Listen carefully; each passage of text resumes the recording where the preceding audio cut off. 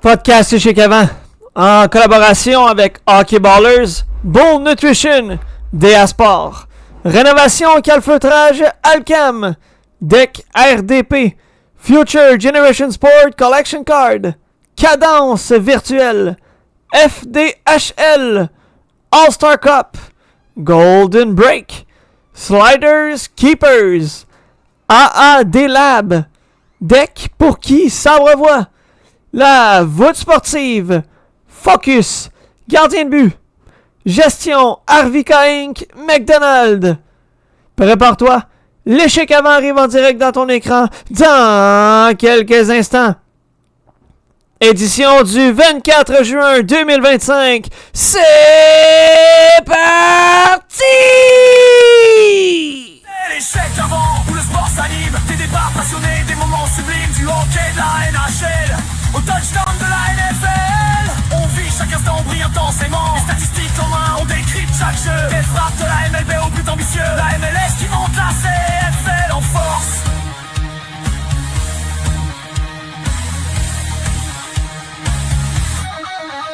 Chaque discipline nourrit nos échanges, nos ressources. C'est plus qu'un micro, c'est un rendez-vous. Une équipe, une passion, un esprit fou. On plonge dans les faits, on questionne, on apprend. L'échec avant, c'est le sport différent.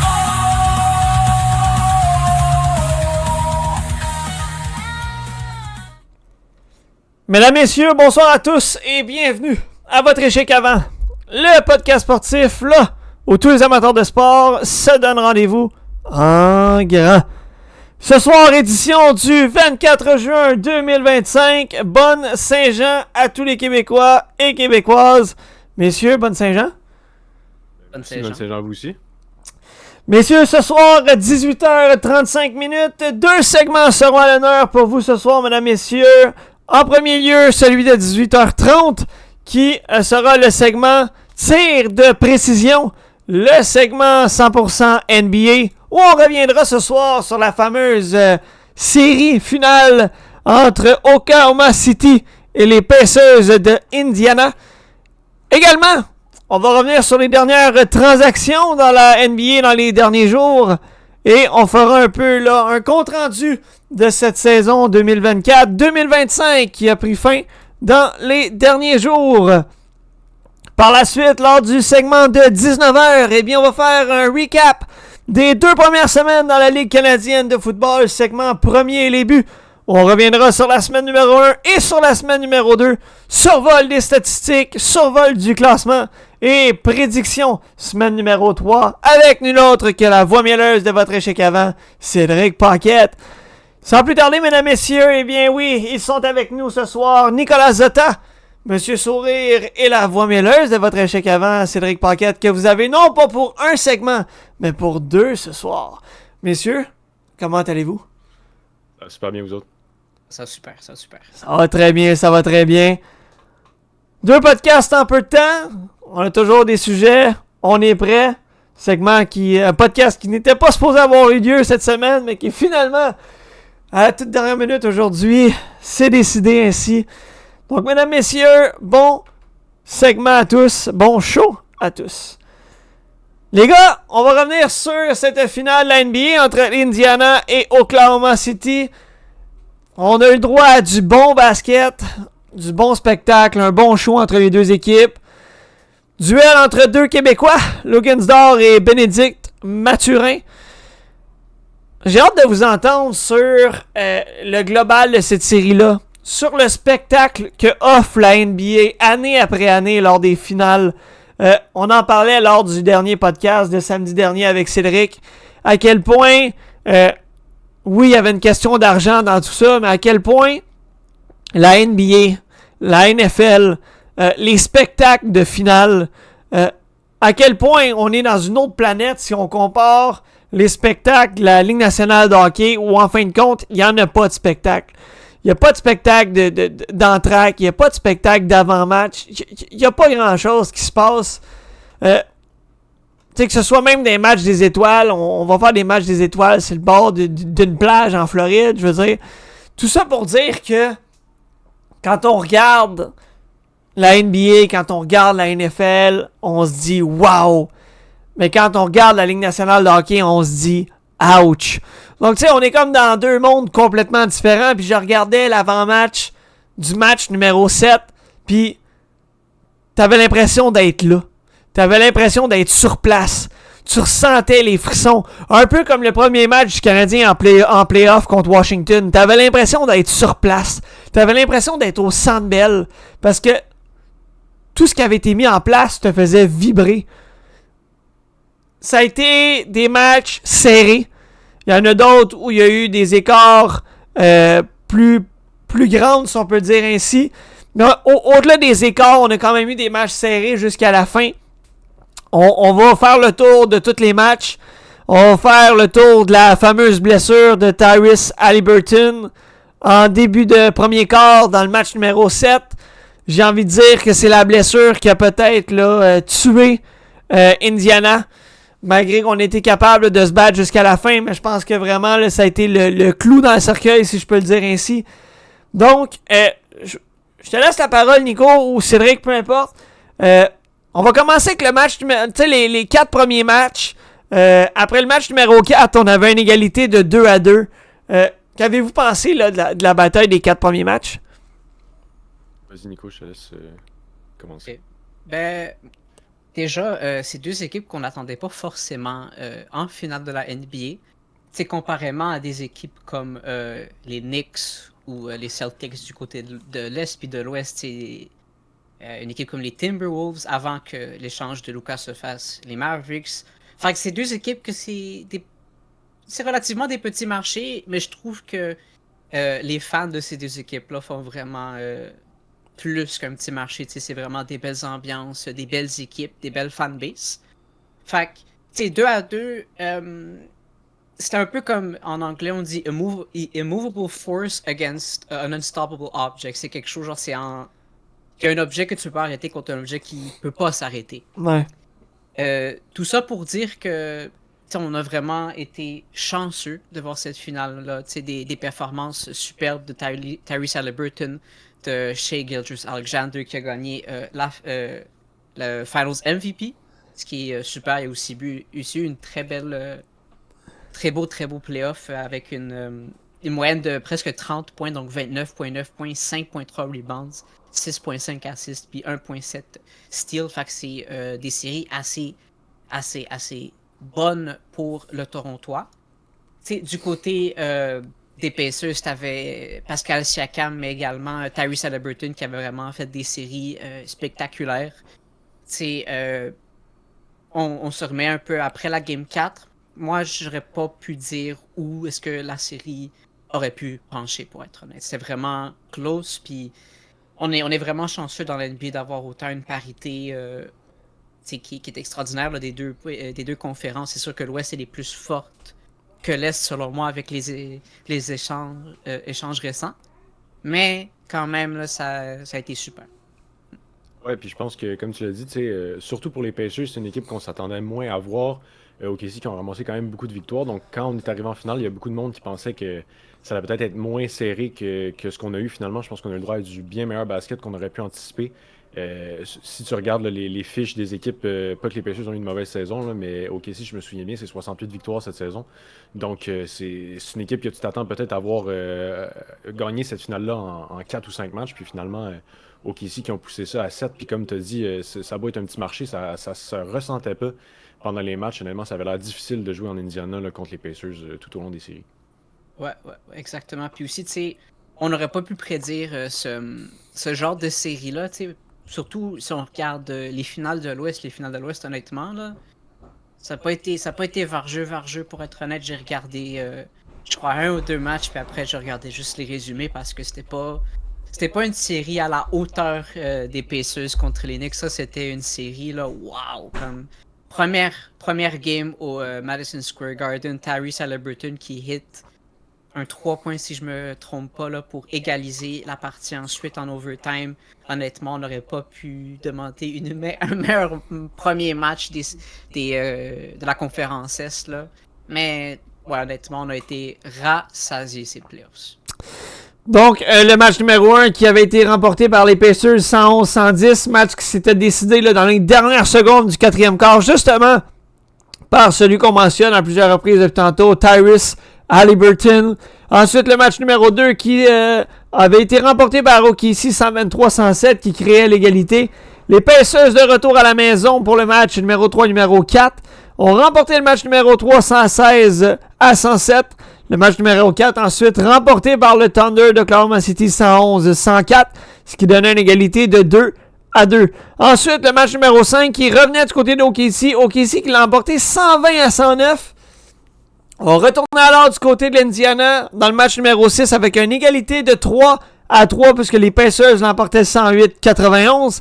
Et c'est dans le match numéro 7 sous les yeux d'Oklahoma City alors que le Thunder recevait la visite des Pacers pour le match final.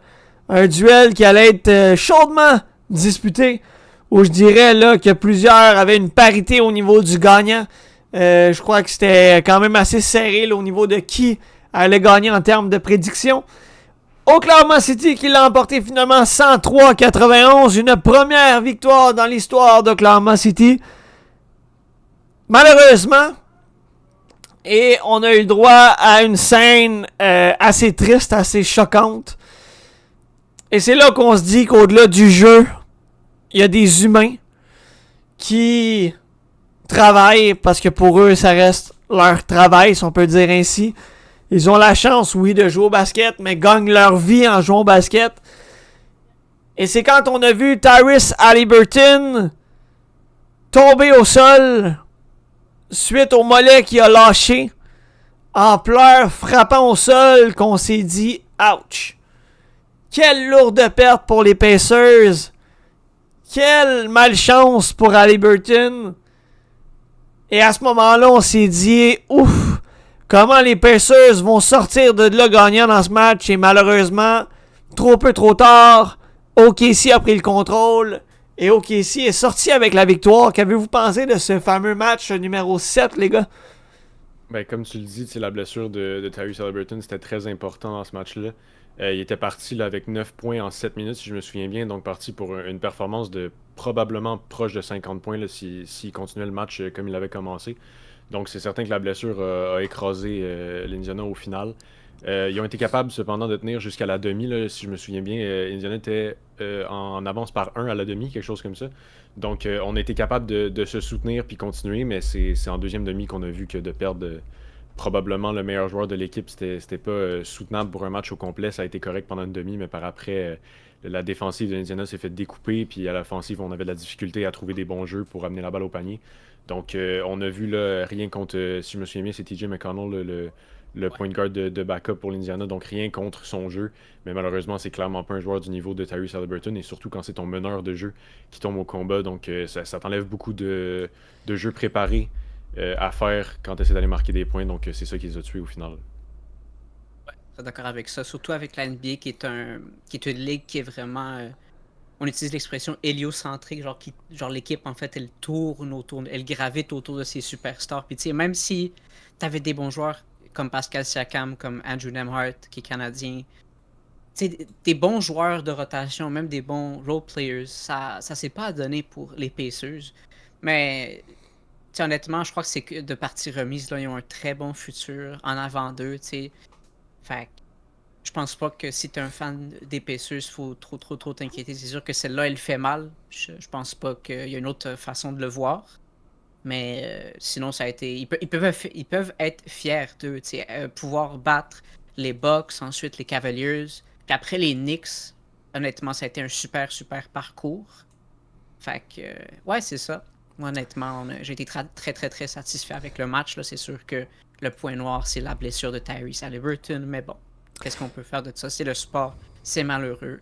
Mais c'est la vie. Non, assurément, c'est quelque chose qui est assez dommage du côté là, de Tyrese Haliburton qui, comme Cédric l'a mentionné, là, allait probablement connaître l'un des plus gros matchs, j'ai envie de dire, lors d'un match numéro 7 en finale de la NBA. Dans cette finale, messieurs, on avait droit à un duel entre deux Québécois, Bénédicte Mathurin du côté des Pacers et Luguentz-Dort du côté d'OKC. Comment avez-vous trouvé la performance des deux Québécois lors de ces séries de la NBA? Mais pour leur première grosse performance, leur première finale, chacun, c'était des très belles performances. Évidemment, le Luguentz-Dort là, qui adopte un rôle beaucoup plus défensif au sein de l'équipe d'OKC. Donc, a très bien joué son rôle, honnêtement, fait des très beaux jeux défensifs, a été capable de contenir l'équipe de l'Indiana dans le périmètre tout au long de la série. Puis, Bénédicte Mathurin, lui qui a un rôle plus offensif, a été capable de marquer quand même. C'est sûr qu'on espère toujours voir peut-être un petit peu plus. Je pense qu'il va connaître son éclosion probablement l'année prochaine, là, honnêtement, au niveau offensif. Donc, une très bonne série pour les deux. Évidemment, là, le Edge va aller à Luguentz-Dort, selon moi. Mais il est là depuis un peu plus longtemps, un peu plus d'expérience et un rôle un peu plus précis aussi dans son équipe. Donc, mais une très belle performance là, en général des deux Québécois. Ouais, très d'accord avec ça. Puis honnêtement, c'est super beau en tant que Québécois, le jour de la Saint-Jean, de parler de deux Québécois qui sont en finale de la NBA contre. Là, ça montre comment le basket, il a grandi au Québec, puis peut-être au Canada largement, parce que le MVP des finales, c'est un Canadien. Je sais pas si vous avez vu ce graphique passer là, mais toutes les MVP des finales pour la NBA, la MLB et la NHL, c'est des Canadiens. C'est la première fois que ça a été fait.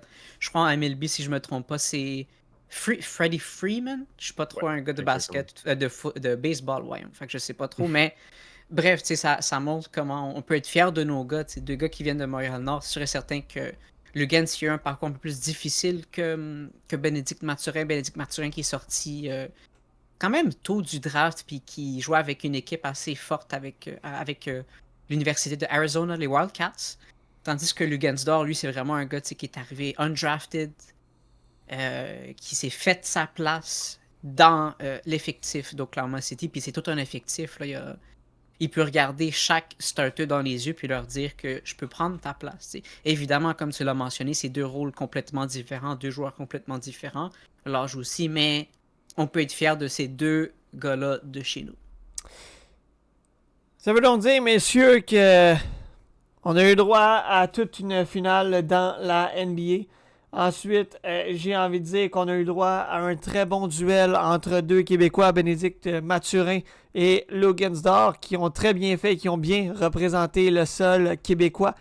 Shai Alexander, nommé MVP de la finale, et comme ceux qui ne pourraient ne pas le savoir dans la NBA, ce n'est pas le MVP des séries globales, mais bien MVP de la série finale.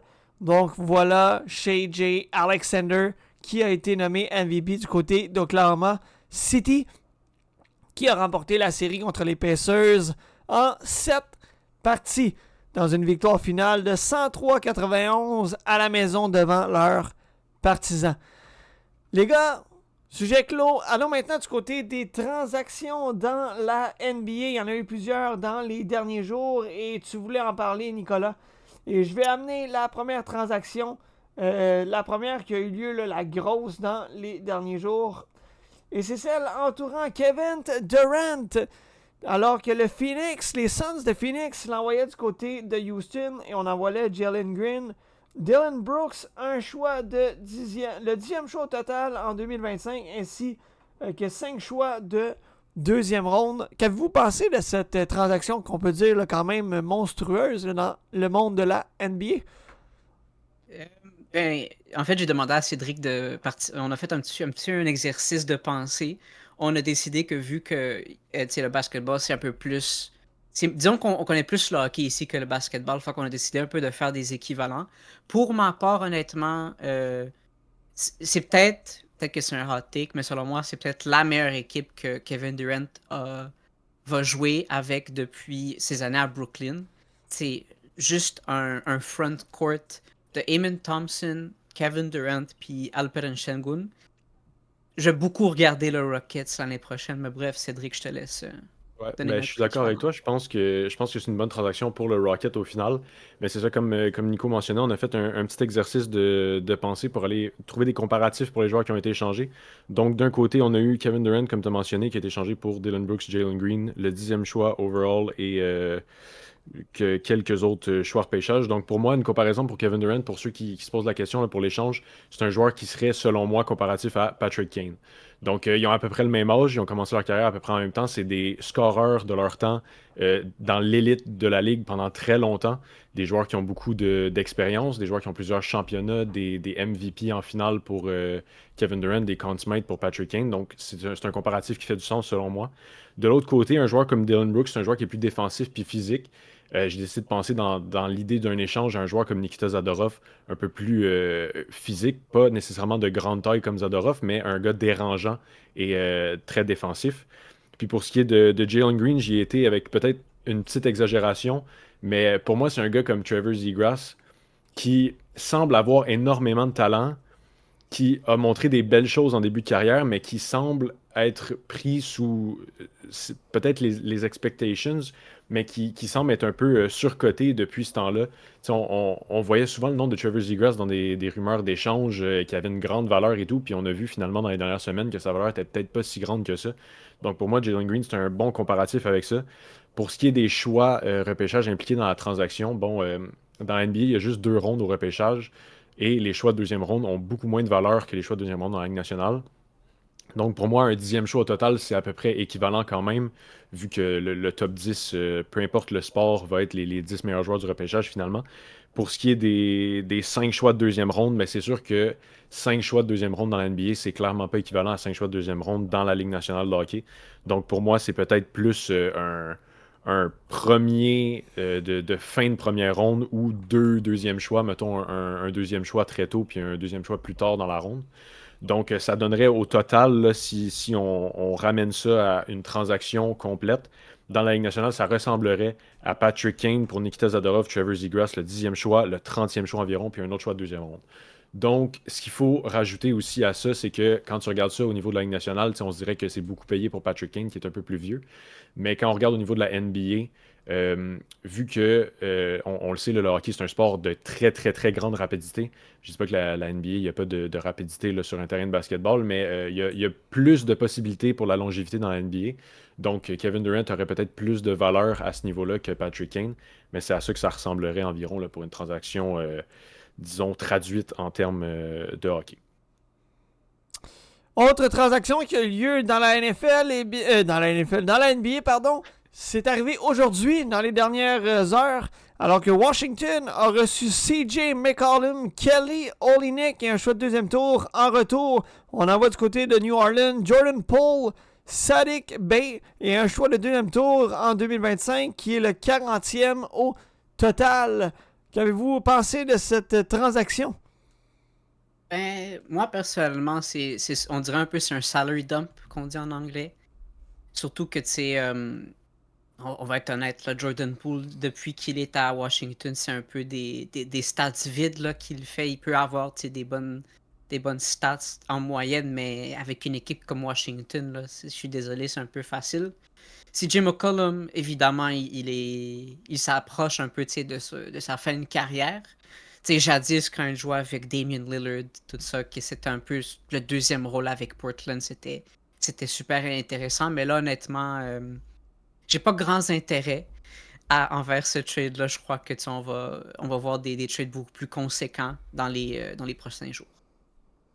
Et honnêtement, on n'a même pas fait de comparatif NHL parce qu'honnêtement, c'est vraiment comme Nico a dit, ça ressemble à on dompe du salaire dans une autre équipe pour faire de la place pour une plus grosse transaction probablement dans le futur. Donc, c'est pas mal juste du mouvement de contrat plus qu'autre chose. Il nous reste environ un 3-4 minutes au segment tir de précision, segment 100% NBA. Les gars, aviez-vous d'autres points là, que vous vouliez amener avant la fin? Moi, j'ai un petit truc, puis vous allez dire, là, Nico, t'es fatigant avec Luka Doncic, là, mais Luka Doncic, on regarde encore le trade qui s'est passé. Puis on regarde l'échange avec Desmond Bane qui a été envoyé à Orlando. Desmond Bane, là, c'est un super défenseur. C'est quand même une très belle troisième option dans une équipe. Mais comment est-ce qu'un joueur comme ça a reçu plus de retours dans un trade que Luka Doncic? Cette trade-là, il va vraiment me... Il va me monter jusqu'à temps que je sois sur mon lit de mort. Je vais vraiment être comme ça en mode... Mais pourquoi ils ont fait cet échange-là? C'est sûr et certain que là, évidemment, avec la draft qui arrive bientôt, les Mavericks sont le premier pick overall, puis ils vont encore récupérer un joueur quand même générationnel du nom de Cooper Flag qui vient de Maine. Fait qu'on peut se dire, mais merde, ça a marché. Ça a marché pour eux. Désolé du mauvais langage, mais, mais ça a marché finalement. Finalement, ils ont tout ce qu'ils ont voulu. Ils ont eu moins de salaire, ils ont eu Anthony Davis, puis là, il y a un autre joueur de franchise qui arrive. C'est comme... Est-ce que c'est nous qu'on se fait avoir? Est-ce que c'est les GM qui sont un peu sur quelque chose de bizarre? Je ne sais pas, honnêtement. Fait que, ouais. Ajouter un peu, là, on a vu aussi dans les derniers jours que, à ce qui paraît, Luka Doncic est sur une diète très stricte depuis les commentaires là, de Nico Harrison, comme quoi il n'était pas nécessairement en game shape en tout temps. Donc, à ce qui paraît, il aurait perdu beaucoup de poids. Il serait très, très, très prêt pour la saison prochaine déjà. Sur ces mots, où on est toujours dans le déni et où on n'est toujours pas convaincu de cette transaction entourant Luka Doncic, la transaction qui, j'ai envie de dire, dans tout sport confondu, aura fait sauter plusieurs têtes dans le monde, plusieurs partisans qui toujours un goût amer en lien avec cette transaction, qui, on vous le rappelle, envoyait Luka Doncic aux Lakers de Los Angeles en retour d'Anthony Davis qui prenait le chemin des Mavericks de Dallas. 19h59. Nicolas, merci beaucoup d'avoir été là pour le segment NBA qui résumait cette année 2024-2025 de cette année et de cette saison entourant la NBA.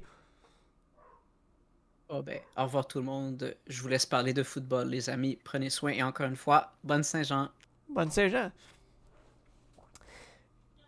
Et voilà, mesdames, messieurs, on est prêt à reprendre maintenant au niveau du segment LCF. Premier début. Un premier depuis 2 semaines. Déjà, 2 semaines d'activité ont déjà eu lieu dans le circuit de la Ligue canadienne de football. Et on va revenir sur cette semaine numéro 1, où il y avait 4 matchs à l'affiche. Saskatchewan qui l'a emporté 31-26 contre le Rouge et Noir d'Ottawa. Vendredi, le 6 juin dernier, les Alouettes qui disputaient leur premier match de saison régulière au stade Percival Molson recevaient la visite des Argos de Toronto. Une victoire convaincante des Alouettes, 28-10 devant leurs partisans. Ça a été un bon match disputé là, contre Toronto. Cédric, on va y revenir rapidement.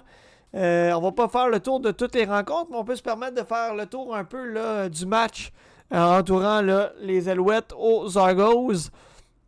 Dans la victoire là, du côté des Alouettes, au niveau des statistiques pour les carrières, Nick Arbuckle, qui était le quart partant du côté de Toronto, a fini 20 en 32, 273 verges, une passe de toucher, 2 interceptions.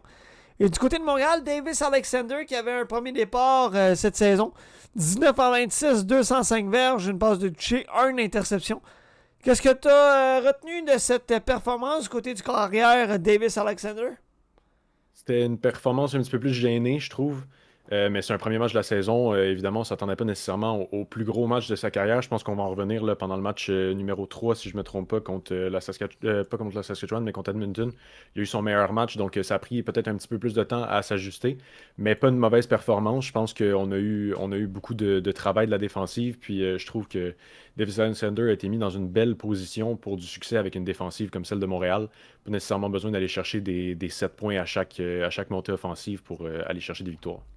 Dans la victoire, Sean Thomas Arlington qui a bien fait par la course, 17 courses, 86 verges quand même, et Davis Alexander qui aura eu 4 courses pour 50 verges.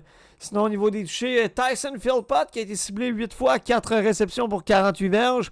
Lui qui disputait un premier match régulier là, depuis des lunes. Lui qui, on vous le rappelle, la saison passée avait manqué la moitié du calendrier restant à la saison. Aura complété le match avec un touché. Poursuivons du côté de la semaine numéro 1. Calgary l'a emporté 38-26 aux mains d'Hamilton. Et les Lions de la Colombie-Britannique qui l'ont emporté 31-14 aux mains des Elks d'Edmonton. Semaine numéro 2 dans la LCF, Winnipeg 34-20 aux mains des Lions. Montréal 39-18 du côté d'Ottawa.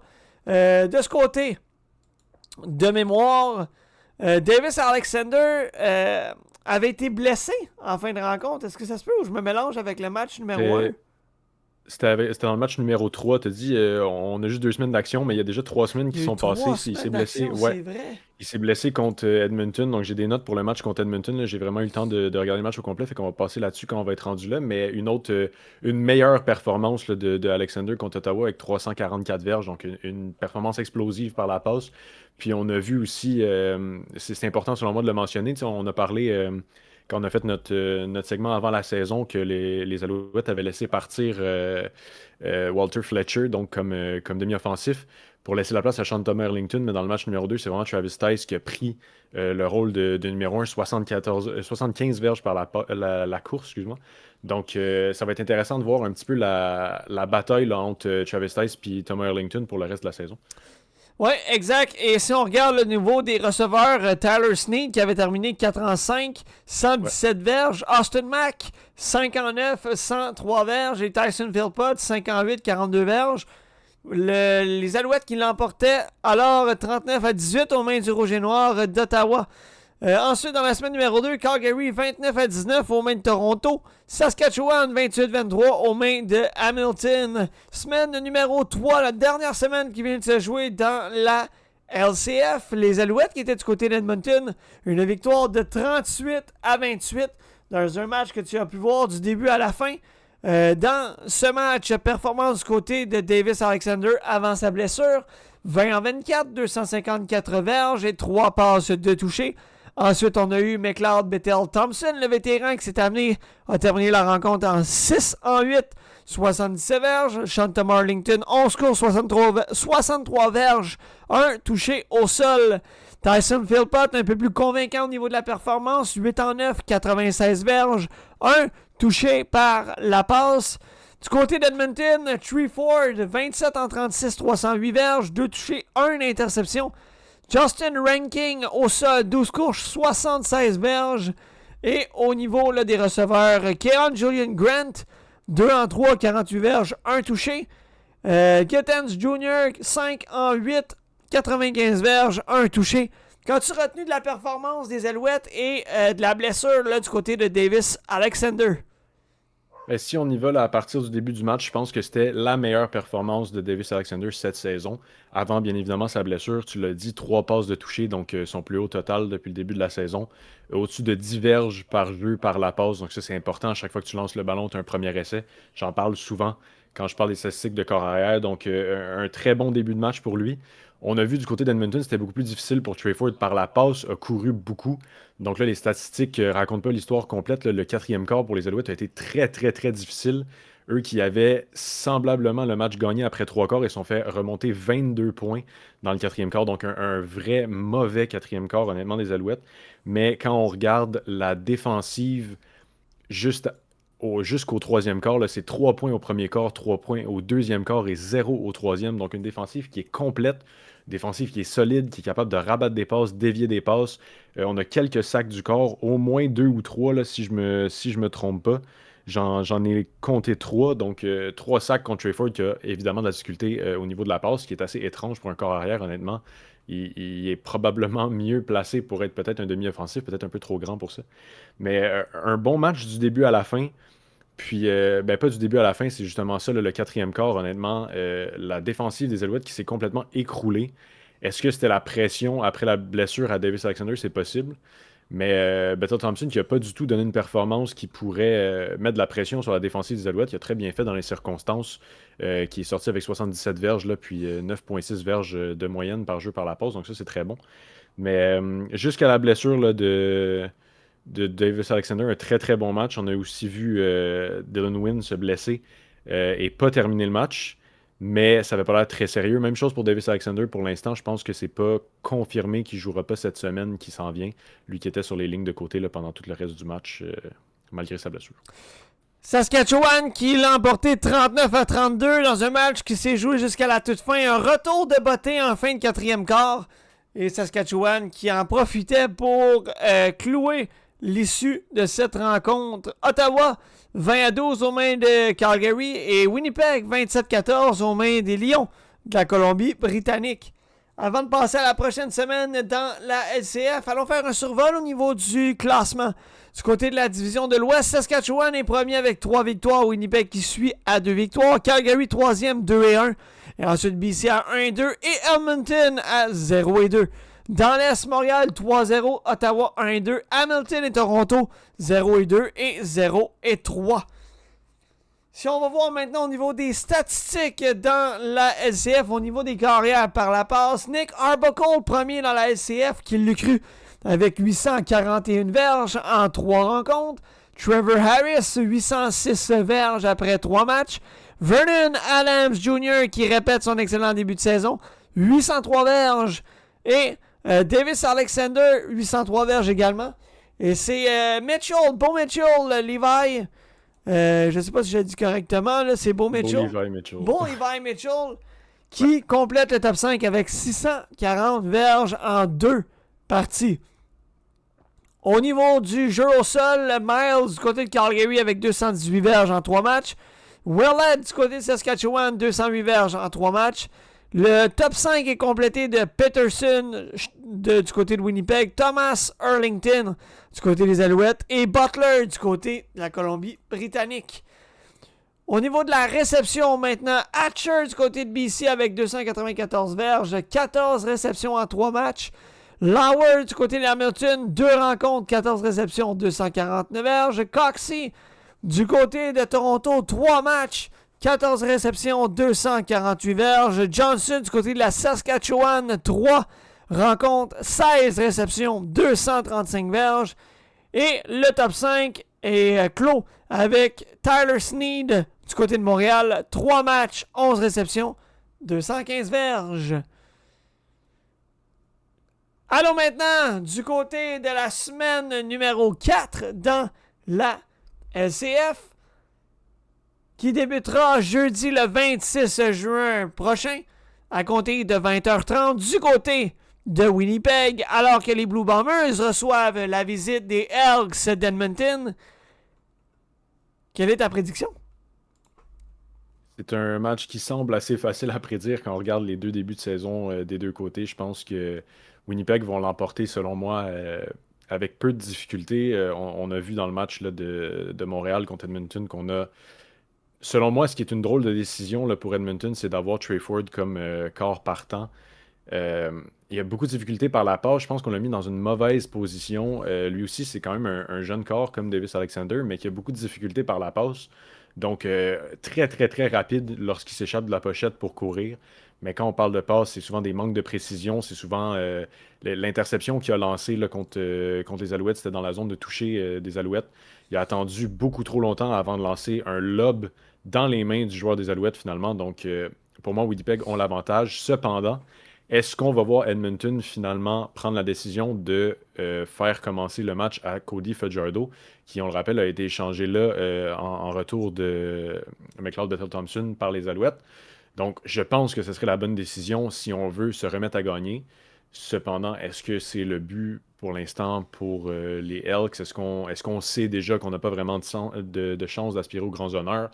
Est-ce qu'on commence la saison du mauvais pied, pas par exprès, mais est-ce que ça dérange vraiment? Est-ce qu'on prend la saison pour développer Trey Ford? C'est peut-être ça la décision aussi. Donc pour moi, peu importe ce qui arrive, je pense que Winnipeg vont l'emporter. Cependant, ça va être un match beaucoup plus serré si on décide de mettre Fajardo au poste de corps partant. 100% d'accord avec tes points. Je me range également du côté de Winnipeg. Un autre match qui devrait être quand même facile au niveau de la prédiction, c'est celui entre les Alouettes et les Ticats du côté de Hamilton. Les Ticats qui ont toujours pas été capables d'aller chercher une victoire cette saison, 0-2 après 2 rencontres. Les Alouettes 3-0 après 3 rencontres. Seront du côté de Hamilton. Un duel entre, j'ai envie de dire, là, ça va être Davis Alexander. Et du côté de Hamilton, on devrait avoir Bo Levi Mitchell. De mon côté, les Alouettes signeront une 4e victoire cette saison, mais j'ai quand même très hâte de voir là, qui sera le corps arrière partant.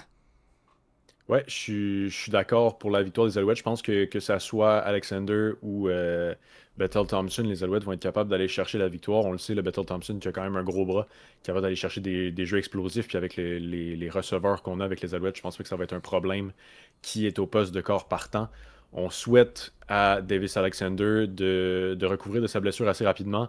Moi, si je suis dans le management des Alouettes, je lui dis de rester sur le banc un match de plus. On n'a pas besoin peu importe c'est qui le corps arrière, là, si ça pourrait aggraver sa blessure, je pense qu'on n'a pas besoin de Davis Alexander sur le terrain pour aggraver tout ça. Donc, si sa blessure n'est pas en mesure d'être aggravée, là, j'aimerais bien sûr le voir jouer. Je pense qu'on va pas prendre de chance. Je pense qu'il y a des bonnes chances qu'on voit McLeod Bethel Thompson commencer le match, mais peu importe, là, comme tu dis, je pense qu'on va voir une autre victoire des Alouettes. Duel intéressant entre les Lions de la Colombie-Britannique qui recevront la visite des Rough Riders de la Saskatchewan. Jusqu'à présent, depuis le début de la saison, la Colombie-Britannique a une victoire et 2 défaites et la Saskatchewan est premier du côté de l'Ouest avec 3 victoires et seront sur la route pour affronter BC. Non, ils seront à la maison pour affronter BC, pardon, mon erreur. Jusqu'à présent, là... c'est un deuxième match à domicile pour la Saskatchewan qui l'avait emporté contre Ottawa et du côté de BC sur la route, ça va, j'ai envie de dire, je pourrais dire moins bien avec une défaite sur la route jusqu'à présent. Quelle est ta prédiction entre ces deux équipes? Je pense que ça va être un match quand même assez serré, malgré la fiche moins reluisante là, de BC depuis le début de la saison. C'est des défaites contre Edmonton, pas contre Edmonton, excuse-moi, contre Winnipeg pour l'instant. Alors que Saskatchewan sont allés chercher un match contre Toronto, un match contre Hamilton, donc peut-être des matchs un petit peu plus faciles. Cependant, je pense qu'avec le départ qu'on a vu de Nathan Rourke jusqu'à date avec BC, je suis loin d'être impressionné, honnêtement. Quand on l'a vu arriver en fin de saison l'année dernière, on s'attendait à voir une étoile montante arriver. Puis finalement, c'est pas ça qui s'est passé pour l'instant. Donc je pense que, comme tu as dit, c'est un peu plus difficile pour BC à l'extérieur. On a juste un match là, d'échantillon jusqu'à date, mais tout de même, c'est seulement une victoire, non, juste une défaite en un match là, contre. Quand on est à l'extérieur. Donc, je pense que la Saskatchewan vont l'emporter encore une fois pour être égal avec les Alouettes pour le premier rang dans la Ligue à 4 victoires. Je n'ai pas de confiance envers Nathan Rourke qui, jusqu'à présent, me laisse sur ma faim. Depuis son retour dans la LCF, il n'y a pas eu vraiment de performance convaincante qui m'a amené à prendre l'hameçon qu'il m'aurait lancé. C'est pourquoi je vais me ranger du côté de la Saskatchewan. Toronto, Ottawa. Toronto qui doit le retrouver le chemin de la victoire, mais serait-ce avec Nick Arbuckle? Est-ce qu'on va avoir le retour de Chad Kelly? Il était-tu blessé ou il était suspendu, lui? Chad Kelly était suspendu pour le début de la saison dernière et est revenu en milieu de saison. Là, présentement, la situation... je la comprends pas trop pour être honnête. Est-ce qu'on a décidé simplement de passer le flambeau à Nick Arbuckle? Est-ce qu'il y a une blessure avec Chad Kelly? Est-ce qu'il y a un problème à l'interne avec Chad Kelly? On sait que c'est arrivé aussi, en plus de sa suspension dans la Ligue, a été suspendu dans l'organisation des Argos l'année passée. Donc, cependant, je pense que la faute des 3 victoires, des 3 défaites, c'est-à-dire des Argos depuis le début de la saison, n'est pas sur les épaules de Nick Arbuckle. Je vais me ranger du côté des Argos qui vont retrouver le chemin de la victoire pour au moins un match cette saison. Je pense que Ottawa, c'est probablement le meilleur adversaire pour Toronto pour aller chercher une première victoire cette saison. J'ai accroché mon écran sans faire exprès. On ne te voyait plus à la caméra pendant un instant. De mon côté, là, on a eu droit à un match serré lors de la semaine numéro 3 entre la Saskatchewan et les Argos. Un match qui s'est joué à la toute dernière seconde, alors que la Saskatchewan a inscrit un touché lors du retour de beauté de Toronto en fin de 4e quart. Donc, c'est un peu une victoire là, de type à l'arraché, si on peut dire ainsi, là, du côté des Rough Riders. Dans la défaite, Arbuckle n'a pas mal fait du côté de Toronto, a sorti une performance quand même convaincante, mais de l'autre côté, le Rouge et Noir d'Ottawa qui a quand même remporté un match contre Calgary, qui n'est pas une mauvaise équipe, bon, s'est incliné contre Montréal, C'est un deuxième match. En fait, je veux dire, c'est incliné aussi là, contre la Saskatchewan lors de la semaine numéro 1. Drew Brown ne joue pas du football très convaincant depuis le début de la saison si on compare à la saison passée. Et je vais me ranger du côté de Toronto aussi. Je pense qu'Arbuckle a donné une bonne performance la semaine dernière. Les Argos sont dus pour retrouver le chemin de la victoire. Ouais. C'est pas vraiment dans l'identité de Toronto là, d'enchaîner les défaites, malgré que la saison passée, de mémoire, là, ça a été une première moitié de saison difficile du côté de Toronto. Puis on est revenu là, par la suite. Peut-être que je me trompe avec Winnipeg. Ouais, c'est Winnipeg qui c'est avait Winnipeg, hein? une saison vraiment atroce, ouais. C'est ça, on avait Toronto dans le derrière du côté de Montréal. Donc, Nick Arbuckle et les Argos qui l'emporteront à Toronto face à Drew Brown et le Rouge et Noir d'Ottawa. C'est ce qui met fin donc à ce segment, premier début. Segment 100% LCF, où on recouvre l'actualité de la Ligue canadienne de football. 24 juin 2025, Saint-Jean à tous les Québécois et les Québécoises. On vous souhaite une bonne Saint-Jean. Et on va faire un peu nos mémères, mais si vous consommez de l'alcool ce soir et si vous fêtez, ne prenez pas votre voiture à la fin de la soirée. Soyez sages, soyez prudents. Parce que, eh bien, on veut vous revoir la semaine prochaine dans le prochain épisode du podcast L'échec avant. Cédric, merci beaucoup d'avoir été là encore une fois. Merci de me recevoir, bonne Saint-Jean. Bonne Saint-Jean à toi, bonne Saint-Jean à tous les Québécois et Québécoises. En mon nom, Marc-Olivier, celui de toute l'équipe du podcast Échec avant. On vous dit à la semaine prochaine pour un autre épisode de votre Échec avant. Salut, ciao. C'est l'échec avant où le sport s'anime. Des débats passionnés, des moments sublimes. Du hockey, de la NHL au touchdown de la NFL. On vit chaque instant brillant intensément. Les statistiques en main, on décrypte chaque jeu. Des frappes de la MLB au but ambitieux. La MLS qui monte la CFL en force.